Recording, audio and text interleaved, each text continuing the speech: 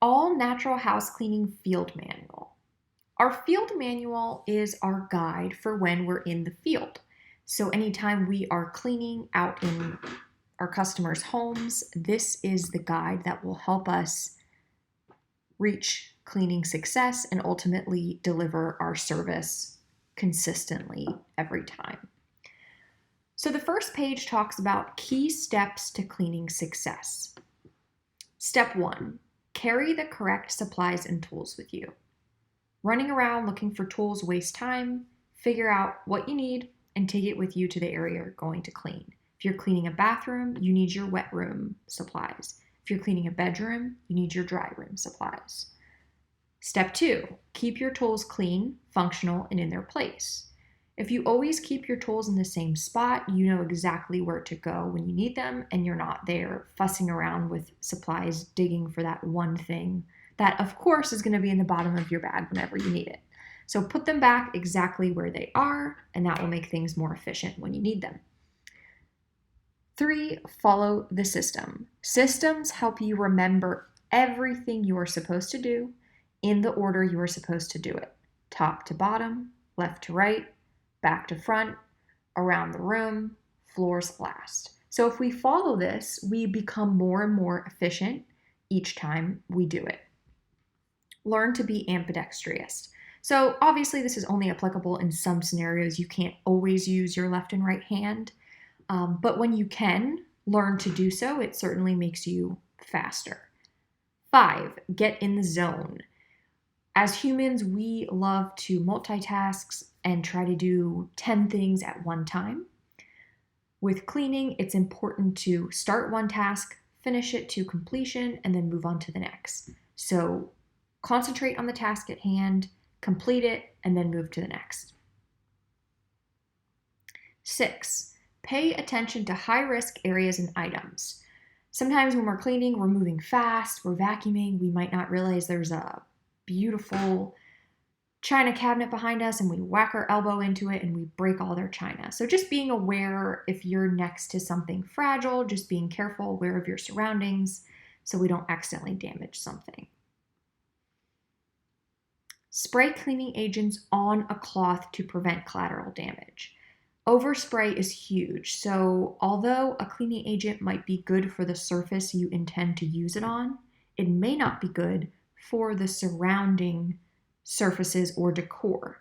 So if you spray it on the cloth first, that prevents any overspray from going on somewhere where you don't necessarily want it. If you are a team, work as a team. 90% of the time, you're going to be working with at least one other person. So work together, create a plan, delegate the tasks accordingly.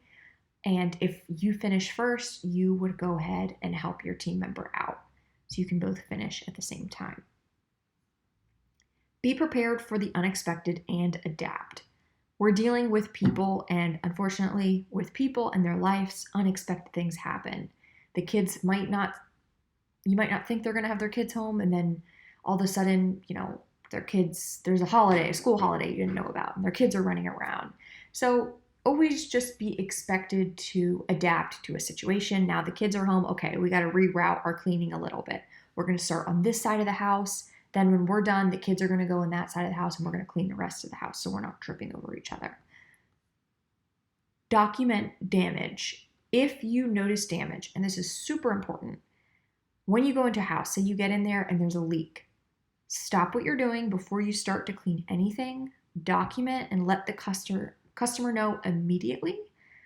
That way, we're not telling them halfway through the cleaning. Now we're saying, oh, a pipe is busted. Now the customer's thinking, okay, well, why maybe they're a part of this equation. Why didn't they tell us this before? Or whatever the situation is. Always document as soon as you notice it, and ideally before you start cleaning. Section 1, supplies and tools. So the first subsection for supplies and tools are cleaning agents. And we'll go through each one. So these cleaning agents are the ones that are in your cleaning caddy. All purpose. So this is a general neutral pH cleaner. It's going to be safe on any surface that's water safe. Dawn and Vinegar. This is our acidic-based cleaner. So that's going to be great for toilet bowls, removing soap scum in showers and on glass shower doors. Mineral, hard water, and soap scum remover. Showers, tubs, toilets, sink. Those are going to be the safe zone for that cleaner. Glass cleaner, great for glass surfaces and mirrors. Floor cleaners, ZEP neutral. So as long as you use this at the proper dilution, this is going to be safe on any floor that's moisture tolerant, I mean. Bonamy. So Bonamy is a powder cleanser. It's great on non-decorative hard surfaces. You can use it on shower tiles, cooktops, any abrasive tolerant counters, sinks, stainless steel, as long as you go with the grain, of course, porcelain, enamel, fiberglass, and acrylic. They recommend against using it inside toilets. I think it can mess up the septic systems. Stainless steel polish. This is not a cleaner, but a polish. So after the stainless steel has already been cleaned, this is a polish that we would use to shine up the appliances and hopefully get rid of any streaks. Hydrogen peroxide. So this is an oxygen-based bleach. It can help to remove the mold staining on shower tiles, and also it can work well inside toilets.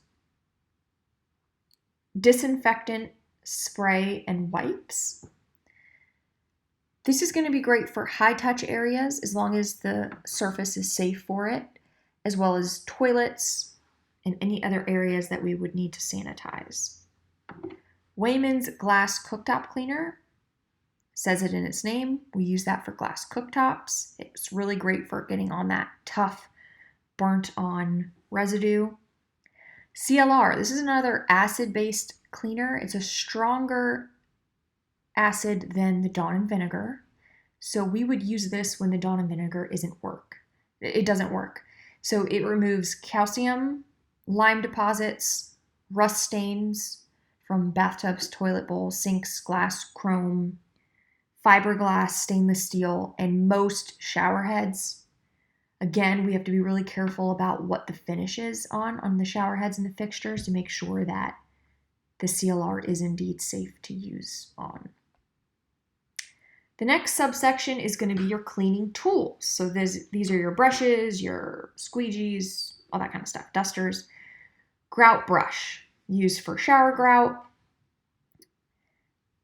Detail brush, this is going to be for the hard to reach spaces and drains, corners and creases around fixtures and faucets, and other hard to reach areas. All-purpose brush, so this is a general medium-sized brush, great for sinks, tiles, counters, any scratch-resistant surfaces. Definitely don't want to use it on a delicate surface that could scratch. Toilet brush, use that inside toilets. Scraper, so we have a razor blade that we use in special scenarios on glass cooktops, tile, and any surface that will tolerate it. The surface must be wet, and you need to use a sharp new blade on a 45-degree angle to avoid any damage to the surface. Microfiber duster short, so we have a short duster to get your reachable surfaces, blinds, lampshades, different decor items. And then we have our long duster. Same idea, but for fans, highlights, different light fixtures, ledges, shelving. Then we have our cobweb duster. So that's for the corners of where the wall meets the ceiling. Squeegee for glass and mirrors. Glass cloth to get that last bit of streakiness and lint off of glass and mirrors. Stainless steel cloth. This is a dedicated cloth to use exclusively on stainless steel. Your cleaning caddy, that's going to hold all your tools and cleaning agents.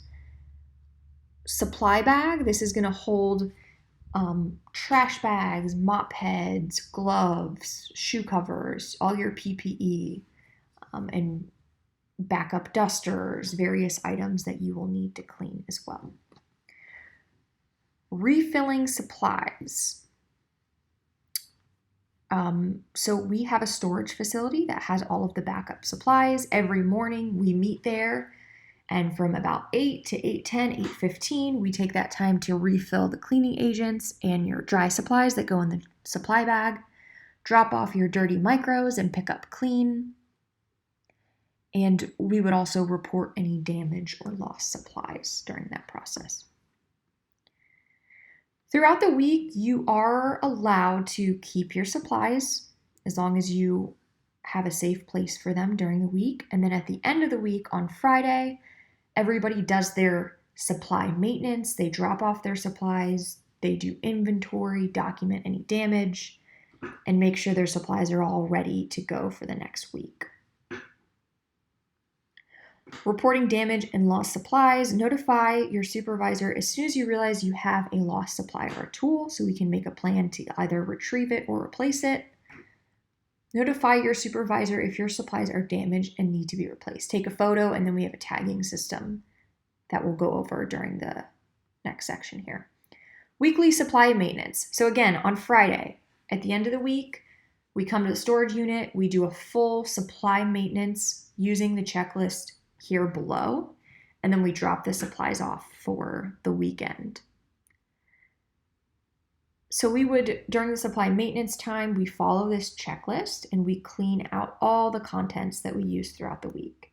So we clean out the caddy, wiping down and sanitizing all of the cleaning agents, clean the tools, put the brushes in the dirty bucket so they can get cleaned over the weekend, empty out the canvas bags, make sure they're shaked out or vacuumed, and set aside to be cleaned if necessary.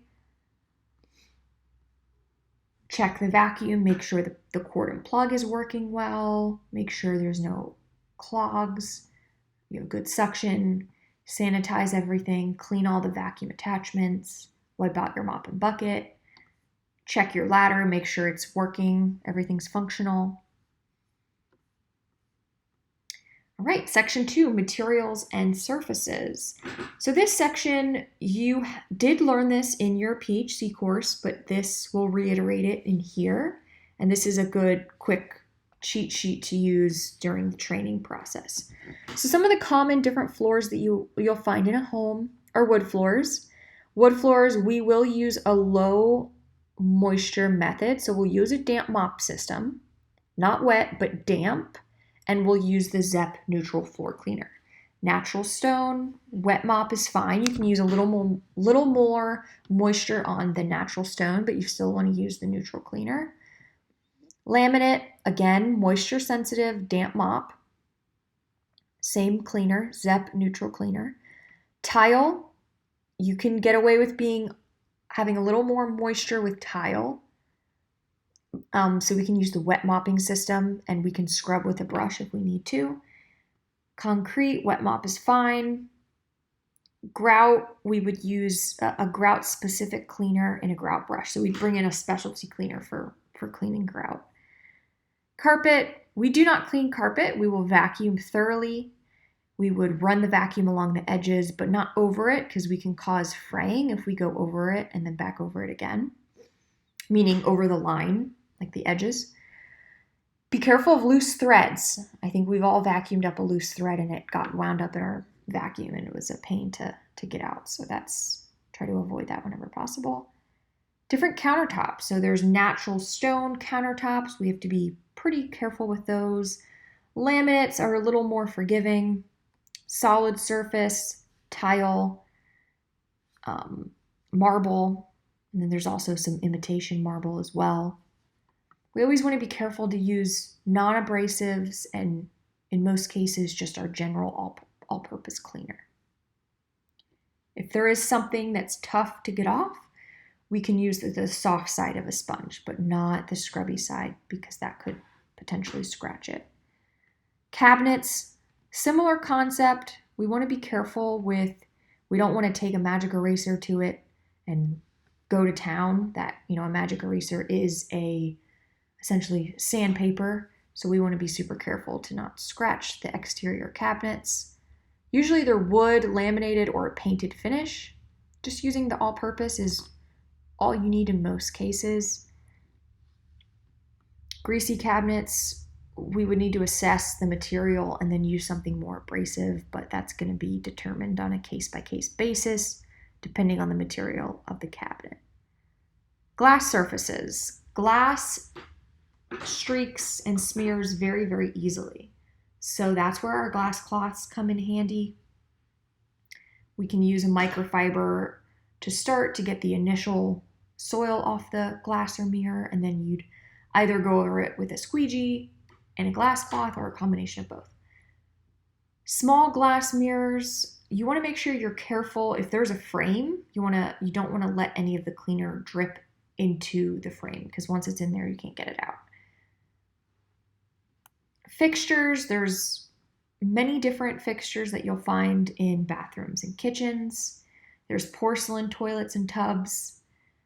Most of the time, they're pretty chemical and acid resistant, but again, refer to the customer's notes for any delicate surfaces that you need to be extra careful of. Metal fixtures.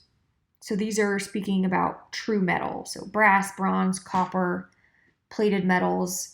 Using a high pH will start to wear away the finish on these type of fixtures. So you just want to use your general all-purpose cleaner, nothing abrasive.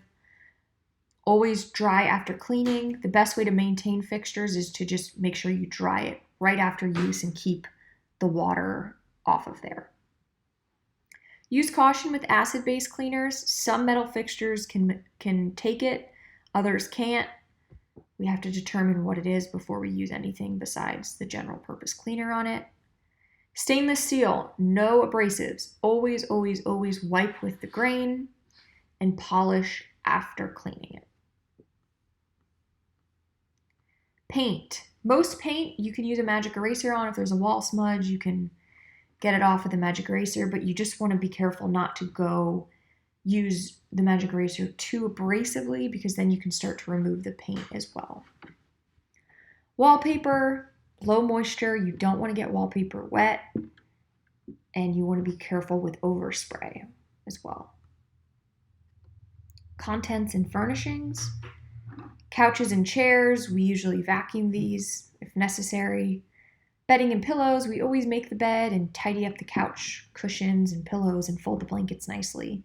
Lampshades, they love to collect dust. So make sure you either dust with a microfiber or vacuum. Curtains, same concept. Blinds, shutters, vacuum or dust. Area rugs, other furniture, antique wood furniture, just dust. Wood you want to be really, really careful around. In most cases, we just want to use a microfiber unless the customer has an approved product that we can use on the wood. Reminders, never drag any furniture that can scratch the floor, including any decor on countertops. Make sure you never, when you're dusting, it can be easy to just want to grab something and drag it across the surface. You always, always, always lift it up, because you can easily scratch a table by doing that. Fans and light fixtures, in most cases you're going to have to use a ladder and an extender duster to reach the fans and fixtures. You can use a duster or microfiber. Some cases we may use a vacuum if it's a really dusty fan. Appliances, so refrigerators, refrigerators, ovens, all appliances in a kitchen, we're always going to wipe the exterior of them. Interior is an add-on. Stovetops, ventilation hoods, microwaves, dishwashers, sinks and faucets.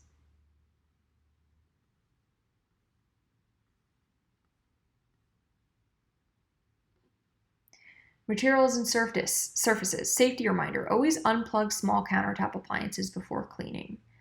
Never spray cleaning agent directly on appliance or in an electrical outlet.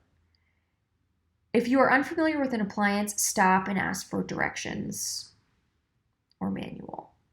Electronics. We do not use any cleaning agents on electronics or vacuum them. So just dust with a microfiber.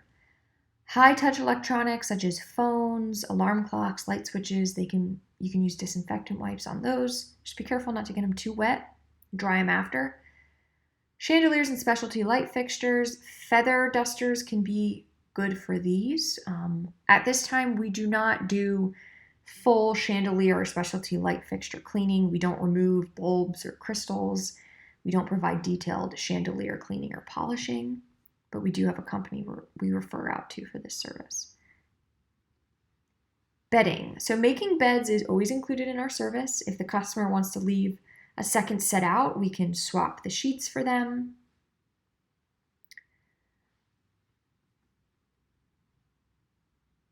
Make sure if you are laundering the linens for a customer that they're completely dry before folding them and putting them away.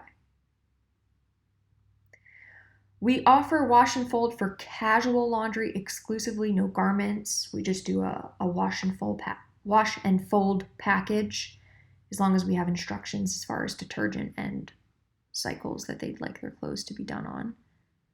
Again, make sure clothes are completely dry before folding and putting away.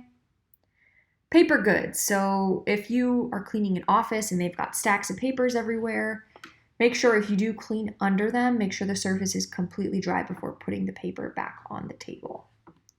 High value items. Be aware and careful of high value items such as antiques, paintings, handmade pieces, etc. These items are likely irreplaceable, so we want to be extra careful. Sanitizing and disinfecting. We want to be really careful about the verbiage we use around sanitizing and disinfecting, and very clear that we as a team understand and can effectively explain the difference to a customer between sanitizing and disinfecting. The definition of disinfecting is used on hard inanimate surface to kill or inactivate 99.9% of disease-producing organisms, but not their spores. To properly disinfect a surface, first you need to remove soil. So any organic matter on the surface you need to get rid of because they will inactivate the disinfectant agent. So clean the surface first, apply the disinfectant, and then depending on what type of disinfectant you have to follow the proper dwell time, meaning the time you have to let the disinfectant sit on the surface for it to work. And you need to refer to the label for this. Sanitizing, different. So it's a level down from disinfecting. Sanitizing is going to reduce but not eliminate microorganisms from surfaces to a level considered safe by public health regulations. This is what we're doing when we go into a customer's home and clean their countertops, wipe their high-touch surfaces. We're sanitizing. We are not disinfecting. So we want to just completely remove disinfecting from our vocabulary. We're not equipped to disinfect, and in a household, it is not necessary to disinfect it. Sanitizing it is perfectly fine, and it brings it to a level safe by public health regulations. How to sanitize. Apply the sanitizing cleaning agent according to label instructions with a microfiber. Remove all organic matter, and then completely dry the surface with a microfiber.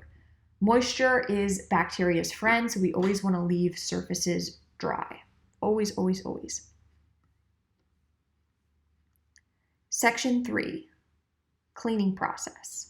So this is the step-by-step cleaning process of what we do from the moment we walk into a customer's home, from the moment we finish and close the door to leave. Phase 1, appointment arrival. With all appointments, we have an arrival window. Our morning appointments have a 30-minute arrival window between 8:30 and 9 a.m.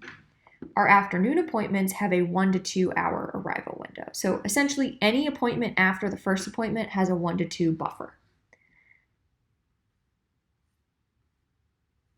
Workflow. Number 1, home access and parking. So we're going to look inside our app and check the address notes to figure out if there's a gate code, what the parking instructions are, and if there's any other notes that we need to know to access the home. Step 2, check the cleaning notes. So we want to make sure there's no special notes for the day. We want to refresh our memory about this particular customer and their home. And then as soon as we start the cleaning, we'll start our time in House Call Pro.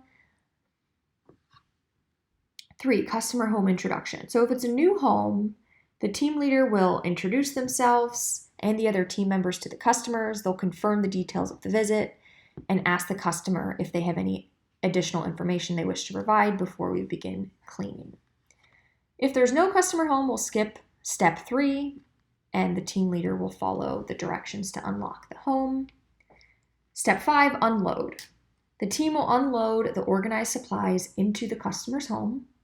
They will carefully enter the home, being mindful not to scuff the walls or bump things, and they will find a safe spot to station their supplies before they begin cleaning. Make sure it's out of the way of foot traffic and nowhere where a dog or a child is going to get into the cleaning agents. Step 6, walkthrough. So the team leader will complete a full walkthrough of the home to assess the areas. And then step 7, the team leader will delegate tasks, often divided whenever possible between wet, meaning any room with a water source, and dry rooms, meaning any room without a water source. Section 3, the cleaning process. So this is the room-by-room cleaning process, and it starts with the kitchen. We're always going to work top to bottom, left to right. It ensures you don't dirty an area you've already cleaned, and then everything falls to the floor. Workflow. So we're going to work our way around the room, first with dusting. So if there's any fans or light fixtures in the kitchen, we're going to dust those first. Then we're going to start with our high cabinets and high appliances. Start by cleaning all the top cabinets and appliances left to right. If there's a microwave up top, you'll clean the interior and exterior of it.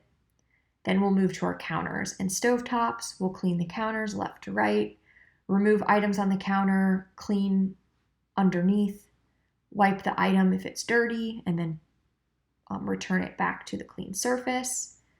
We'll clean the stovetop.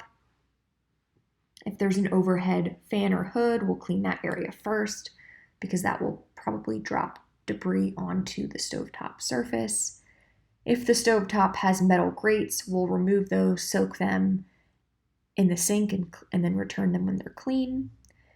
And then we'll do the lower cabinets and some appliances. Left to right, do all the exterior cabinets and appliances, clean the outside of the oven, outside of the refrigerator, spot clean cabinets, or fully clean them if it's a deep clean. And then last, we'll do our sink and fixtures. A lot of times you'll use the sink as you're cleaning the rest of the kitchen, so that's why we'll save that for last. We'll scour out the inside of the sink, sanitize the fixtures, and then make sure we dry the sink completely.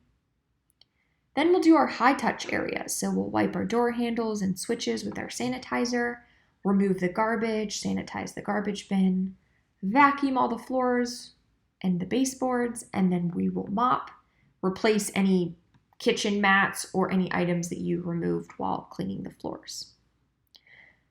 Couple notes to remember: if the floor has a ton of debris on it, it might help to vacuum first.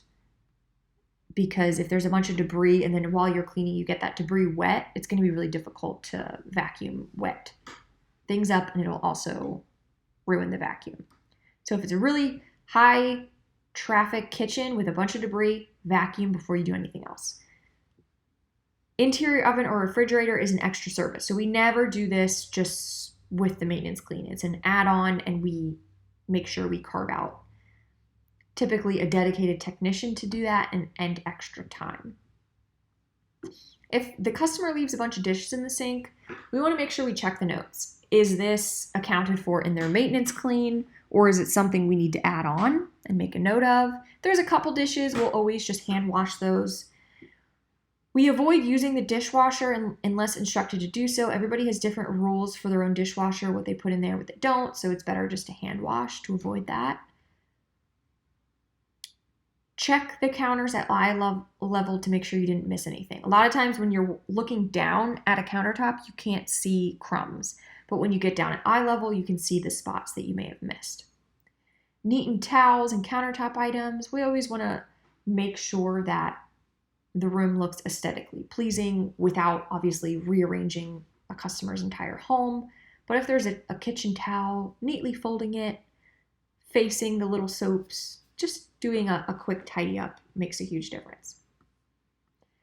Gas cooktops, we got to be super careful to make sure we don't get moisture in the gas igniters. Okay. Next section is going to be bathrooms. Again, work top to bottom, left to right. We use our white micros in the bathroom only. We keep all those germs to the bathroom, and then that way we're not using the same bathroom micro in another area, especially something like a kitchen. Workflow. So we're going to pre-treat the shower and toilet. So we'll spray our cleaning agent in the shower, let it do some work for us, spray it in the toilet, let that work for us while we clean the other areas. While that's soaking, we will dust all the fans and fixtures and anything on the walls. Then we'll do the mirror and vanity, including the sink. Then we'll go back to our shower and tub, clean the shower and tub top to bottom, glass shower door if applicable. Then we'll do the toilet last, high touch areas, remove all the garbage, vacuum and mop, replace the items, and our final touch, this is our universal communication that this bathroom has been totally completed, as we fold the toilet paper into a triangle, just a simple triangle. Notes, again, if there's hair all over the bathroom floor and debris, just vacuum it first before doing anything else, and it saves you a lot of time in the end. We always want to pick up any items on the floor before we begin cleaning, including bath mats, towels, toys, clothes. And then we always want to check the notes for any requests regarding laundering towels, clothes, bath mats, etc. Toilets, always scrub under the rim. That's where a lot of mold and bacteria likes to hang out. So we want to make sure we get that so it doesn't build up. Section 3, living room. Work top to bottom, left to right. And first step is tidy up. So lightly organize the area, tidy couch pillows, fold blankets, remove any items so you can vacuum properly. Then we're going to do the high touch areas, wipe door handle switches with the sanitizer. Dusting top to bottom, dust any decor, knickknacks, lamps, light fixtures, fans, blinds, windows and windowsills. Spot clean walls and walls and window smudges. So sometimes if people have kids or pets, they'll have sticky fingers or doggy nose smudges on the windows. So we'll just do a quick touch up on those areas. Vacuum floors and baseboards, and then mop, and then replace all the items if we moved anything. Dining room, same concept. Tidy up, high touch areas, dusting, spot clean walls and windows, floors and baseboards, and then replace items.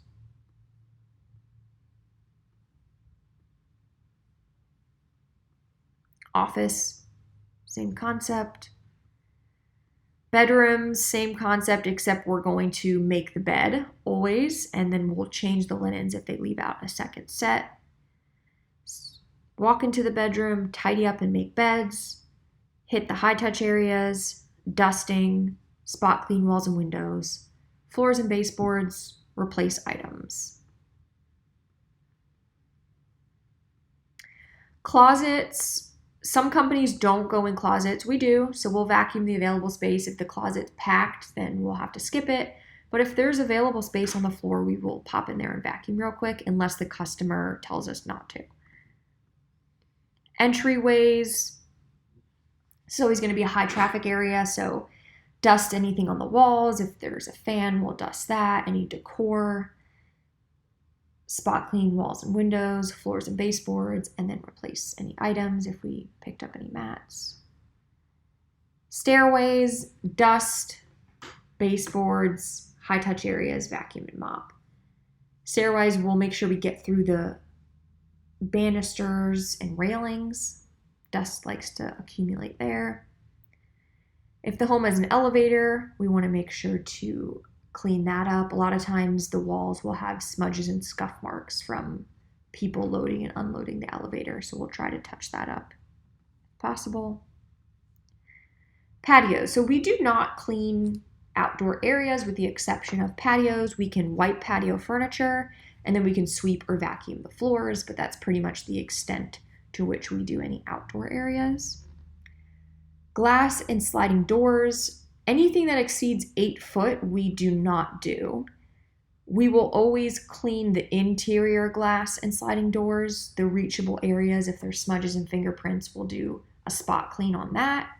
If they want a full interior-exterior cleaning of glass sliding doors and the doors are within our scope, meaning 8 foot or less, we can do it, but it is an add-on.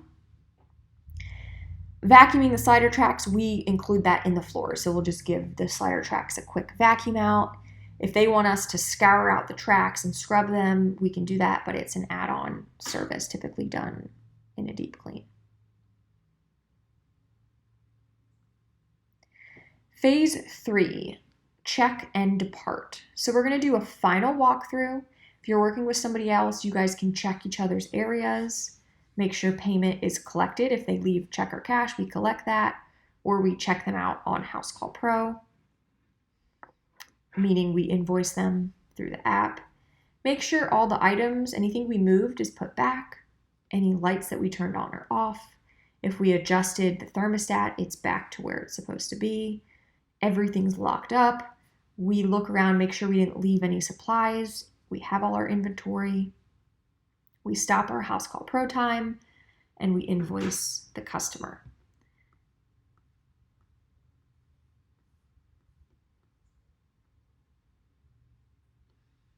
Section 4, other protocols.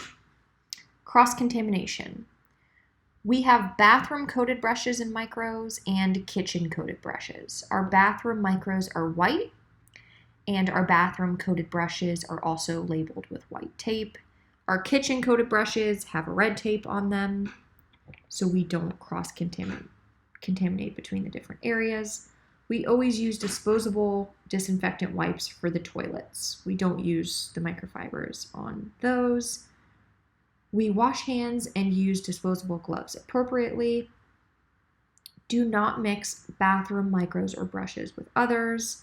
Do not use the same mop heads or dirty mop bucket solution in bathrooms and other rooms.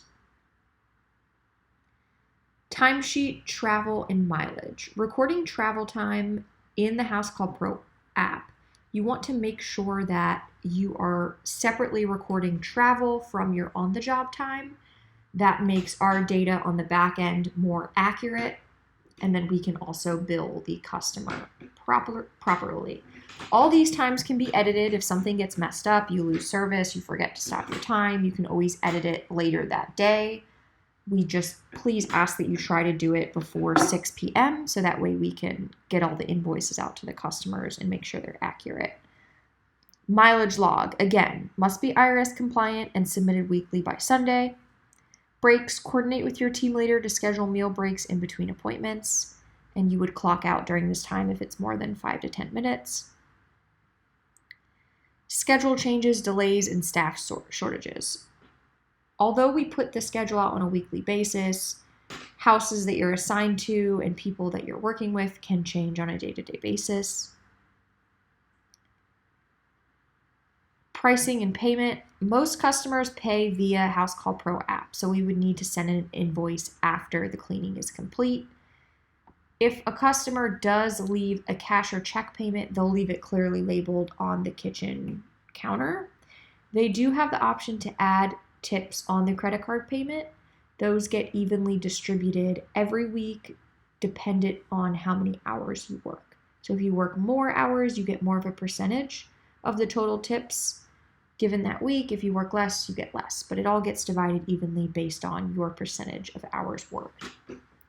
If the customer leaves a cash tip, you would just divide that amongst your team members. Appointment arrival windows. Plan to always arrive at the earliest arrival time and always before the window ends. If you see a delay, we want to notify the customer immediately as soon as we know that we will be delayed for that day. We always knock or ring the bell prior to arrival unless instructed otherwise in the notes. For example, if the note says, Doors unlocked, go right in, then follow that protocol. But if it's the first time we're there, we always want to be courteous and make sure we knock and ring the bell prior to going in their home. Appointment departure, we always want to do a final walkthrough, double check customer notes, complete the checklist, make sure anything that you moved is replaced, and check in with the customer to say goodbye if they are home. Damage documentation, we always want to make sure we document damage via picture and notes and add it to the job on House Call Pro. If damage is caused by us, if we accidentally break something, notify the customer immediately, and then you would reach out to me. We will document it, we'll write a detailed description of the incident, and we'll make sure that we get in contact with the customer to figure out how we can either reimburse them or replace the item that was damaged. We have a frequently asked questions doc that we'll go over separately, but most of the customers will ask you around the same questions, and we try to have answers to all the things that they will ask you. If you ever don't have an answer, it's okay to say, I'm so sorry, I don't know, but I will get in contact with someone and have them get you an answer as soon as possible. Respect for customers' home and privacy. We never want to snoop through their personal items or talk to the neighbor about what the other neighbor's doing. We really, really want to keep everything that we hear and see private to the customer's home, and that includes going home and talking about it to your friends and family or spouse. We really, really want to make sure the customer knows that we're there to clean and we're not there to eavesdrop or entertain ourselves with whatever is going on within their home. Customer key security, where keys are kept. Keys are kept in the storage unit, so we lock them up in the storage unit. We have a customer coding system, so in the event that if we ever lost a key, there's no way to identify the address or name that it belongs to. That way, we're protecting the security of our customer's home as much as possible. Safety protocols, cleaning agents. Always mix and dilute cleaning agents according to label instructions. Don't make up your own dilutions. Follow the label instructions. They're there for a reason. Never mix cleaning agents unless specifically designed to do so according to label instructions. And always read the label to be certain it is safe to use it on the surface. We want to make sure we're all aware of these extremely harmful contaminants. Sewage. We do not provide sewage cleanup. Call us immediately if you come into a home with a sewage backup. Toxic mold. Outside of the minimal amount that you'll find in a shower or bathroom, any severe toxic mold breakouts, we do not clean that. They need to contact a mold remediation expert. So do not clean any mold outside of the minimal amount inside a shower. Any blood or bodily fluid spills, we do not provide cleanup for. That's a bio-waste hazard. Not in our ballpark. We're not equipped to safely clean these fluids. Any rodent or insect droppings, there's a little drop here and there, that's one thing, but piles of mice, rodent droppings, that is in no way, we do not clean that up. General safety. Each employee has access to a first aid kit. Be aware of your cleaning form. A lot of times we are put in awkward positions. We're doing repetitive motions. So be aware that you're just bending carefully, making sure you're squat down to pick something up and don't awkwardly bend over sideways so you could potentially hurt your back. Use ladder and step stools properly. Make sure you're always using our company ladders and make sure they're stable before going on them. Electrical safety. Never use a vacuum around water. Never spray a cleaning agent on an electrical device or outlet. Never vacuum over power cords or other electrical cords.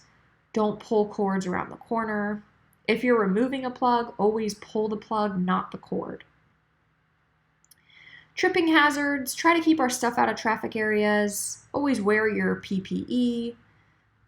Be aware of VOCs. If you are cleaning a bathroom, open up a window or turn on the fan so that way you have good proper ventilation and you're not breathing in chemicals.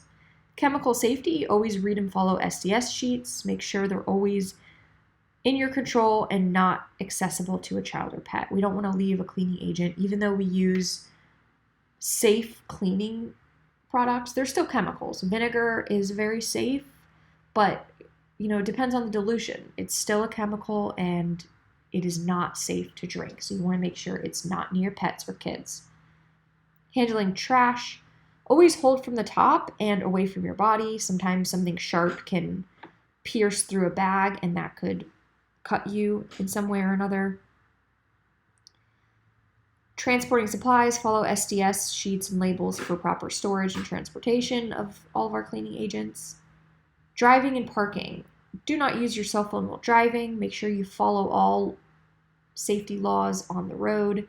Follow parking directions in the customer notes and always comply with the Florida laws. If you're not sure where to park, asking is always a better option than assuming. Conclusion.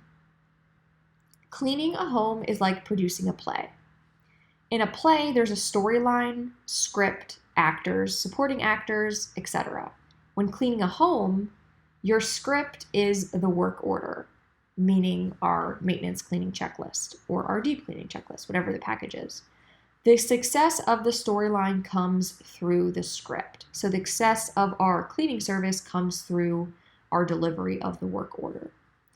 The audiences who see the show on different days and times can expect to see the same quality because the director, actors, and supporting actors have practiced to a certain standard and follow the script, or in our case, the work order / checklist. Both acting and cleaning take training and practice. In both professions, everyone must be willing to learn and continue refining their craft through professional training and education. This not only enhances the individual's contribution, but it also strengthens the entire group's performance. The point is that we as a team rely on each other for success and follow systems and protocols to ensure we produce the same quality result every time. What makes a great play is how the company takes the fundamentals and embellishes, creating the unique personality of the production. The methods discussed in this manual are a framework for you to use in your profession. Resolve to be the best at your craft. Practice your system using methods and productivity guidelines to become the best you can be and help others along the way. So all in all, this manual is to serve as guidelines and a framework to do your job efficiently. And your ability to learn it and hone on your craft will ultimately produce the success of the outcome. And together as a team, delivering this work order is very similar to a play delivering their story to the audience. If we all follow the same script or work order, the customer is going to get the same result every time. So it doesn't matter whether it's me cleaning the house, if it's Kate, Sophia, whoever is delivering the product, it's going to be the same because we're all following the same framework. So hopefully that was helpful. I know it's a lot to consume. I always recommend for new employees to read through it a few times, make notes if needed. If there's anything you're not sure of, or if you feel like once you start getting into the field, something that you learned in here is different than what you're learning in the field. We always want to make sure we're in sync between the training and then in the field. So do your best to take notes. Let us know the feedback you have, and thank you so much for your time, and we wish you the best.